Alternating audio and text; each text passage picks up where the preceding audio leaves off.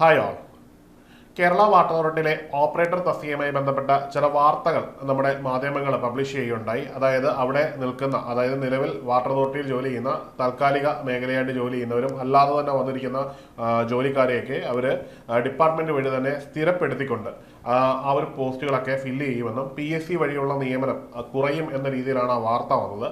എന്നാൽ ആ വാർത്തയിലേക്ക് നമ്മൾ ഡീറ്റെയിൽ ആയിട്ട് ഒബ്സർവ് ചെയ്യുമ്പോൾ അങ്ങനെ ഒരു സംഗതി കേരള വാട്ടർ അതോറിറ്റിയിൽ നിന്നും ഉണ്ടായിട്ടില്ല. അങ്ങനെ ഒരു ആലോചന വാട്ടർ അതോറിറ്റിയിൽ ഉണ്ടായിരുന്നു എന്നുള്ളതാണ്.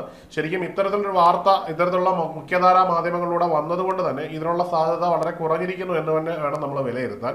രണ്ടാമതായിട്ട് ഇതിനോടകം തന്നെ കേരള സർക്കാരിന്റെ വിവിധ ഡിപ്പാർട്ട്മെന്റുകളിലേക്ക് ഇത്തരത്തിലുള്ള നിയമനങ്ങൾ, അതായത് കേരള വാട്ടർ അതോറിറ്റിയിൽ പലപ്പോഴും നിയമനങ്ങൾ നടക്കുന്നത് എംപ്ലോയ്മെന്റ് എക്സ്ചേഞ്ച് വഴിയാണ്. ഈ എക്സ്ചേഞ്ചുകൾ വഴി നിയമിക്കുന്ന നിയമനങ്ങൾക്ക് കൃത്യമായ 6 മാസത്തെ വാലിഡിറ്റിയും ആ 6 മാസത്തിന് ശേഷം ആ കൺസേൺഡ് വ്യക്തിക്ക് ജോലി ചെയ്യാൻ കഴിയാതിരിക്കുകയും പിന്നീട് വേറൊരാളെ ആ ഒരു പോസ്റ്റിലേക്ക് പ്ലേസ് ചെയ്യുകയും ചെയ്യുന്ന പ്രവണതയാണ് കണ്ടുവരുന്നത്. ഇത് കൂടാതെ കേരള സർക്കാരിന്റെ വിവിധ ഡിപ്പാർട്ട്മെന്റുകളിലേക്ക് എംപ്ലോയ്മെന്റ് എക്സ്ചേഞ്ച് മുഖേന അല്ലാതെ നിയമനങ്ങൾ നടത്തിയിട്ടുണ്ട്. അതായത് ഡിപ്പാർട്ട്മെന്റുകൾ നേരിട്ട് താൽക്കാലിക അടിസ്ഥാനത്തിൽ നിയമനങ്ങൾ നടത്തിയതായി നമുക്ക് കാണാൻ കഴിയുന്നുണ്ട്. ആ പോസ്റ്റുകളിലൊക്കെ നടത്തിയ നിയമനങ്ങൾ സ്ഥിരപ്പെടുത്തുന്നതുമായിട്ട് ബന്ധപ്പെട്ട് ഇത്തരത്തിലുള്ള ആരോപണങ്ങൾ ഉണ്ടായതിന്റെ അടിസ്ഥാനത്തിൽ ബഹുമാനപ്പെട്ട കേരള ഹൈക്കോടതി അതിൽ നേരിട്ട് ഇടപെടുകയും ആ നിയമനങ്ങളുടെ കൃത്യമായിട്ടുള്ള ഒരു ഒബ്സർവേഷൻ നടത്തുകയും അതിൽ വിധി പറയുന്നതിന് മുമ്പ് തന്നെ ഒരു സ്റ്റേറ്റ്മെന്റ് പറയുകയും ചെയ്തിട്ടുണ്ട്. അതായത് PSC മുഖേന നടത്തുന്ന നിയമനങ്ങൾക്ക് മാത്രമേ തുല്യതയുടെ അവകാശം, അതായത് നമ്മുടെ ഇക്വാളിറ്റി എന്ന് പറയുന്ന ആ ഒരു പ്രിൻസിപ്പിൾ ബേസ് ചെയ്യുന്നുള്ളൂ എന്ന രീതിയിൽ ഒരു ഒബ്സർവേഷൻ ഒക്കെ നടത്തുകയുണ്ടായിട്ടുണ്ട്. അതിന്റെ അർത്ഥം എന്ന് പറഞ്ഞു കഴിഞ്ഞാൽ ഇത്തരത്തിലുള്ള വാർത്തകളും ഇത്തരത്തിലുള്ള ഊഹാപോഹങ്ങളിലും നമ്മൾ എങ്ങും കുടുങ്ങിപ്പോകാൻ പാടില്ല. മറിച്ച് നമ്മുടെ ലക്ഷ്യം സർക്കാർ ജോലി തന്നെയാണ്.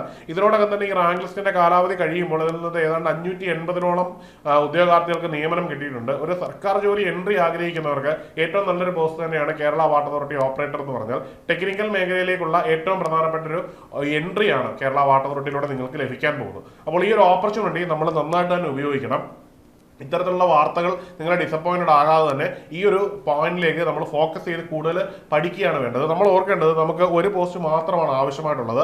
ആ ഒരു പോസ്റ്റ് നമുക്ക് ഉണ്ടാവും, നമ്മൾ അതിൽ കയറുകയും ചെയ്യും. പിന്നെ നമുക്ക് എപ്പോഴും ജോലിയെ പറ്റി കൺസിഡർ ചെയ്യുമ്പോൾ നമുക്ക് ആദ്യം ബോധം വേണ്ട ഒരു കാര്യമുണ്ട്. കേരള വാട്ടർ അതോറിറ്റി ഓപ്പറേറ്റർ പോലൊരു തസ്തികയിലേക്ക് കയറുമ്പോൾ നമുക്ക് പ്രൊമോഷൻ കിട്ടുക എന്നൊരു വലിയ ലക്ഷ്യമുണ്ട്. പ്രൊമോഷന്റെ അടിസ്ഥാനം എന്ന് പറയുന്നത് അടിസ്ഥാനപരമായിട്ട് റാങ്കുകളായിരിക്കും. നമുക്ക് കിട്ടുന്ന ഏറ്റവും ഉയർന്ന റാങ്ക് നമുക്ക് ആദ്യത്തെ നിയമനം കിട്ടുകയും അത് നമുക്ക് സീനിയോറിറ്റി തരികയും അത് പ്രൊമോഷന് കാരണമാവുകയും ചെയ്യുമെന്നൊരു പരമാർത്ഥം നമ്മൾ ഓർത്തിരിക്കണം. അപ്പോൾ എത്രയും പെട്ടെന്ന് സർവീസിൽ കയറുന്നത് നമ്മളെ സംബന്ധിച്ചിടത്തോളം നമ്മുടെ പ്രോബബിലിറ്റി കൂട്ടും. അതുപോലെ തന്നെ ഈ പോലുള്ള എക്സാമിനേഷൻ വരുമ്പോൾ നിങ്ങളുടെ പ്രൊബേഷൻ ഡിക്ലെയർ ചെയ്ത കാര്യങ്ങൾ ഉൾപ്പെടെയുള്ള കാര്യങ്ങൾക്ക് ഈ ഒരു കടമ്പ വളരെ ഇമ്പോർട്ടന്റ് ആണ്. അപ്പോൾ നമ്മുടെ ഫോക്കസ് എപ്പോഴും എക്സാമിനേഷന്റെ ആദ്യത്തെ റാങ്കുകൾ വരിക എന്നുള്ളതാണ്.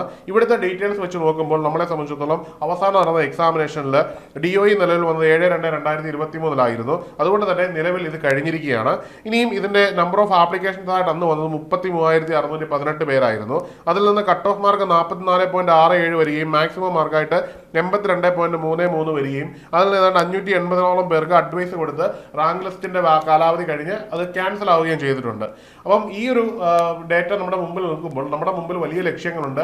ഇനിയും ഈ പോസ്റ്റുകളിലേക്ക് നിയമനങ്ങൾ നടക്കും. ഇതിനു മുമ്പ് പല ആർഗ്യുമെന്റ്സും വന്നിരുന്നു. ഈ ഒരു പോസ്റ്റ് തന്നെ ഇല്ലാതാവും, കമ്പ്യൂട്ടറൈസ്ഡ് ആവും സിസ്റ്റം എന്നൊക്കെ. അതൊന്നും ഉണ്ടായിട്ടില്ല. മറിച്ച് അവിടെ എന്താണ് ഇപ്പോഴും ഇതേ രീതിയിൽ തന്നെയാണ് വന്നിരിക്കുന്നത്. കേരള PSC ഓൾറെഡി നോട്ടിഫിക്കേഷൻ വിളിച്ചു കഴിഞ്ഞു. നോട്ടിഫിക്കേഷൻ വിളിച്ചു കഴിഞ്ഞാൽ എന്തായാലും എക്സാമിനേഷൻ നടത്തും. എക്സാമിനേഷൻ നടത്തിയാൽ റാങ്ക് ലിസ്റ്റ് വരികയും ചെയ്യും. റാങ്ക് ലിസ്റ്റിൽ നിന്ന് നിയമനങ്ങൾ നടക്കും എന്ന കാര്യത്തിൽ സംശയമില്ല. ഓർക്കണം, ഇതൊരു കോർ മേഖലയാണ്. ഇവിടെ നിയമനങ്ങൾ നടത്താതെ പോകാൻ ഒക്കില്ല. ചില സ്പെഷ്യലൈസ്ഡ് വിങ്ങുകളിലേക്ക് PSC റാങ്ക് ലിസ്റ്റുകൾ വിളിക്കുമ്പോൾ അത് ചിലപ്പോൾ വേക്കൻസി ഉണ്ടാവില്ല. ഉണ്ടാവാൻ സാധ്യതയില്ലെങ്കിലും റാങ്ക് ലിസ്റ്റുകൾ പബ്ലിഷ് ചെയ്യുമ്പോഴാണ് 1ാം റാങ്കുകാർക്കും 2ാം റാങ്കുകാർക്കും ഒക്കെ നിയമനം കിട്ടാതെ പോകുന്നത്. അത്തരത്തിലുള്ളൊരു തസ്തികയല്ല കേരള വാട്ടർ അതോറിറ്റി ഓപ്പറേറ്റർ എന്നുള്ളത്. തീർച്ചയായിട്ടും നിങ്ങൾക്ക് നിയമനം കിട്ടുന്ന ഒരു തസ്തികയാണ്. അതിന് വ്യക്തവും കൃത്യമായ ഒരു പഠന മാതൃകയുമായിട്ട് മുമ്പോട്ട് പോകണം. ഞാൻ പറഞ്ഞത് മറക്കണ്ട, നമുക്ക് കിട്ടേണ്ടത് ആദ്യത്തെ റാങ്കുകൾ തന്നെയാണ്. ആദ്യത്തെ റാങ്കുകൾ കിട്ടിയെങ്കിൽ മാത്രമേ നമുക്ക് ലൈഫിൽ പ്രൊമോഷൻ സാധ്യതകൾ വളരെ പെട്ടെന്ന് ലഭിക്കുകയുള്ളൂ. അതിന് സിസ്റ്റമാറ്റിക് ആയിട്ടുള്ള പ്രിപ്പറേഷൻ ആവശ്യമാണ്. അതിന് പെർസീവറൻസ് വളരെ അനിവാര്യമാണ്. അത്തരത്തിലുള്ള ഒരു പ്രിപ്പറേഷനെ നിങ്ങൾക്ക് ചൂസ് ചെയ്യാൻ പറ്റുന്ന ഏറ്റവും നല്ല ഓപ്ഷനാണ് ഏണസ്റ്റ് അക്കാഡമി. ഏണസ്റ്റ് അക്കാഡമിയിൽ ഓപ്പറേറ്ററിന്റെ കോഴ്സുകൾ വളരെ സിസ്റ്റമാറ്റിക് ആയിട്ടാണ് പോകുന്നത്. അപ്പോൾ ഈ കോഴ്സിന് ജോയിൻ ചെയ്യുന്നതിനും കോഴ്സിന്റെ വിശദ വിവരങ്ങൾ അറിയുന്നതിനും താഴെ നൽകിയിരിക്കുന്ന ഗൂഗിൾ ഫോം ഫില്ല് ചെയ്യാവുന്നതാണ്. അല്ലെന്നുണ്ടെങ്കിൽ ഈ കാണുന്ന നമ്പറിൽ ബന്ധപ്പെടാവുന്നതാണ്. മറ്റൊരു വീഡിയോയിൽ കാണാം. Good bye.